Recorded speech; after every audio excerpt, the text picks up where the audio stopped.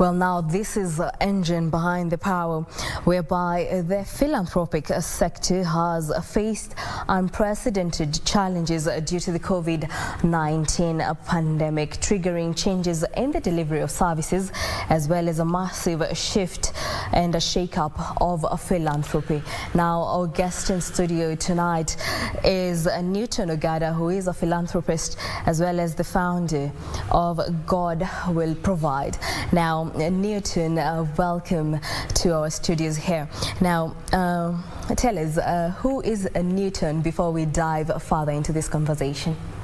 Newton is a Kenyan who was born in Homa Bay County. Newton is running an orphanage home, working with the widows, work with the less fortunate in the community. That is Newton. Mm-hmm. Yes. So here on Engine Behind the Power, we strive to understand what is the force behind what you're doing in the industry. So tell us, what steered you towards philanthropy in the first place, and give us a little bit of your education background for us to understand how you came to start doing your philanthropic work. Yeah, I was born there, and I went to school. After school, I came to Nairobi to look for some work to do, and then after that, I failed to get good job. And being I grew up in a very poor family, I've been having an idea on how I can bring up other people who grew up like me from the society. So I went back, I started doing small things like planting trees, and I was doing all this to, whenever I get something, I can have an idea of helping the less fortunate in the community. So I started that. Then I met a guy called Johnny Bridge in America. He's American, but I met him. Then from there we start thinking on how we can do build a school and build an orphanage home. And from there we began the ministry. And as I speak now, we have been doing good so far. Mm-hmm. Yeah. So tell us, in which parts of the country does your organization operate in? Yeah, I've been working in almost the entire country, because I remember 5 years ago I was in Mandera. I've been working in Masai Mara. There we call it Masai Land. And then now I only work in Homa Bay County. I work in Nairobi. We have a life change program in Nairobi here. So I'm working all over. Like whenever I have a call, I have to rush there and do something. So you say you work across the country, you work with the vulnerable in the society, widows as well as children. What is the number that we're looking at here? Kindly just let us know. Yeah, back at home, where we have the orphanage home, I have 40 children living in the compound, but I have more than 100 coming and get education and they go back. And most of the time we do feeding programs, we pay school fee for the children outside, we support those who are in college, we work with those who are being affected by the drugs. That's why I said we have life change program in Nairobi. So it's kind of, we are working in both areas so far. Mm-hmm. So the COVID-19 has ravaged the globe, affecting most sectors. Maybe kindly tell us, what are some of the challenges that you have witnessed during this period? Yeah, most of the homes have big challenges concerning this problem of COVID. Challenge number one, many donors withdraw because even them, they were affected, so they are not supporting the homes. And the issue of social distancing, which is the deal now. Many people have small houses. They don't have big rooms for all the kids. So as we speak, many of organizations are closing down because they don't have funds, they don't have food in the homes. They cannot meet the requirement that the government wants. Not even the government at all. The requirement that we need, we have this problem of corona. So that's the big challenge that we have. Like now, people are going back to school on Monday. These homes, they don't have the capacity.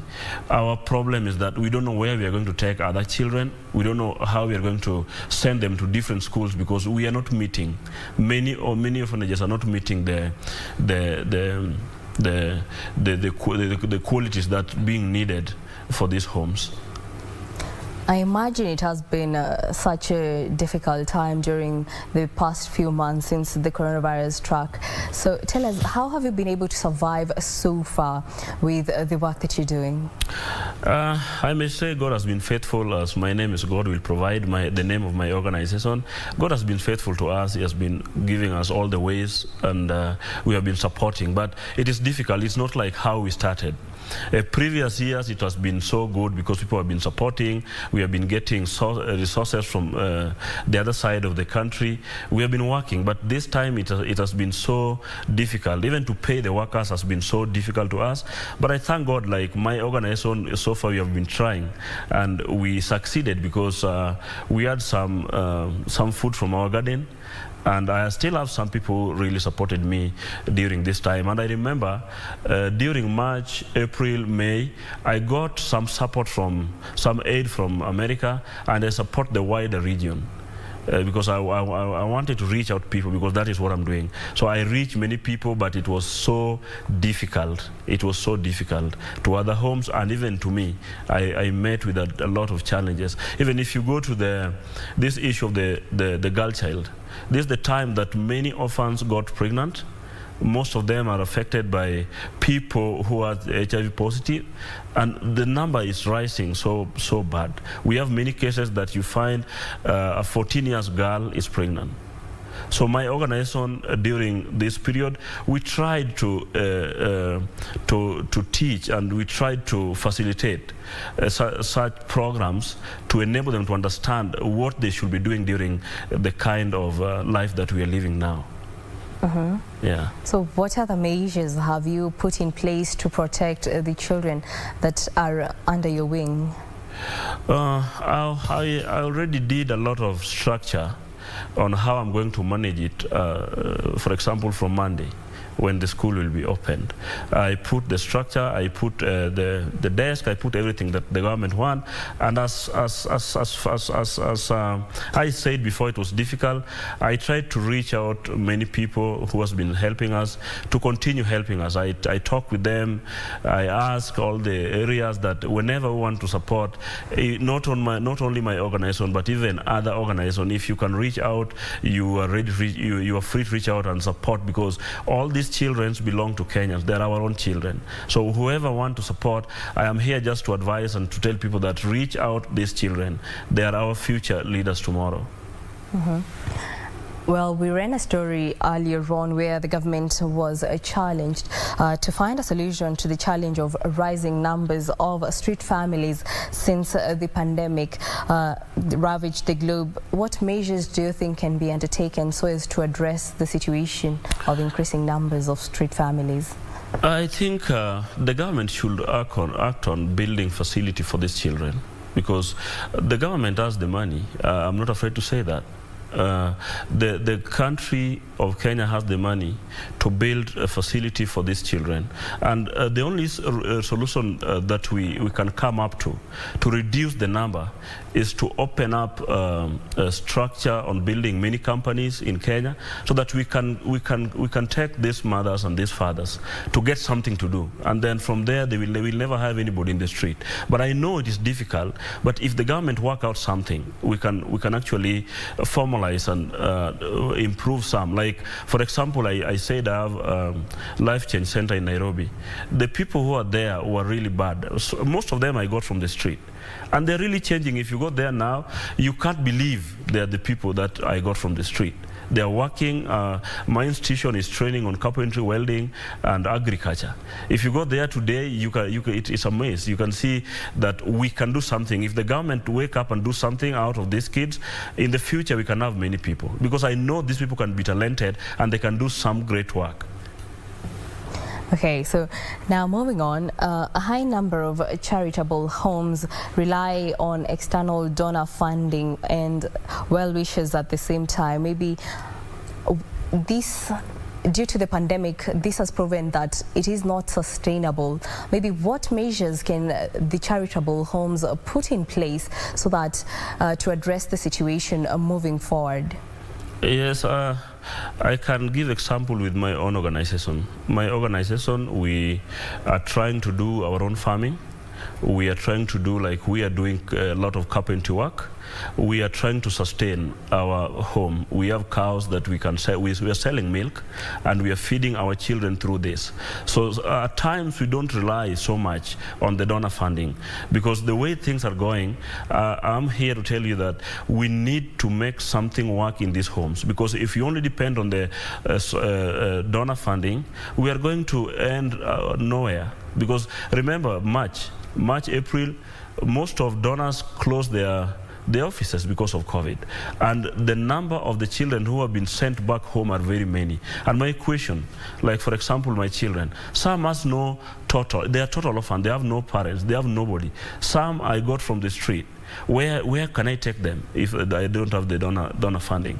So I'm just here to advise that we need to do something as those who are running this non-governmental institution for the children. We need to start thinking on how we can be self-reliant. We have to have our own garden. We have to do some work.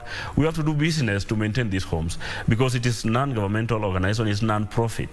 So all the money that we are getting is only to consume. So we need to think on how to do and to get something back to our orphanage homes.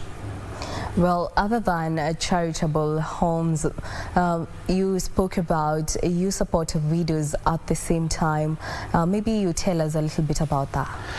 Yeah, I support many widows. Like Monday this week, 28th, I fed almost 1,000 widows. There were very many. And I support them on building houses. I support them on making something that they can do. We start the training on tailoring. We are taking in some to get trained. I employed some at the orphanage. I'm trying to make them do something. But life is so difficult with them. Sometimes you go to their houses, their homes, you cry because you enter in a house, there's no bed, there's no mattress, there's no food. You fail to understand how they survive with their children. But I thank God, have been trying. I reach out 520 widows, I build them houses. Out of 520, I have those I just support, like with food, like taking their children to school, giving them something. But I realized this is not enough. The government and other non-profit organizations, we need to think of building some micro-industry within the community. Like for example, when I was here last time, I talked about something which is happening here in Thika. I really like it. They are making all these juice drinks. From where? From the fruit, and the fruit is coming, most of the fruit are coming from Nyanza. And then they come and take all the fruits, they make it, and then they come and sell them to us. I was just thinking, we can do something in a locality where that we can make something and sell, and after we sell, we can get something to maintain these families. So that's what I'm doing back there. I work with many widows. Well, other than philanthropy, what other things are you involved in that actually impact the society? I do a lot of things. I train youths, as I said, on other work like carpentry. I work with the young people in many. I'm doing many things in many areas. So I don't know a specific what you mean, but I'm doing a lot in the community. I'm doing really a lot in the community. We do medical camps. Like every year I do medical camps with more than 20 nurses and doctors from abroad. I already built a hospital now where we can take all this, our patients. These widows, most of them I pay their NHIF so that they can get treated when they are sick. So I'm doing kind of many things in the community. So to wind up the interview, maybe on just to shine a light on maybe what would you urge Kenyans when it comes to supporting the vulnerable in society? I urge Kenyans to support, because the hand that giveth is the hand that blessed. So I just urge Kenyans, if you get something, you have something, you're working, don't forget about other people. Try to share whatever little you have with the people that you have. And again, I know we cannot feed all over, but we can train. There's a word say, don't give me fish, but teach me how to fish so I can get my own fish. So I'm just urging the country, and I really appreciate the government on building these technical schools, so that we can train many people and then we can get something to do and get something to eat. That's my advice. And whoever wants support, don't support my ministry, but support anybody. Support your neighbor, support your cousin, support who needs support, wherever you are. Don't just look Newton, but look your neighbor, look anybody that is in need, and God will bless you after that. Well, there you have it. That was Newton Oganda, who is a philanthropist and the founder of God Will Provide. Now, we take a short break. We'll be right back.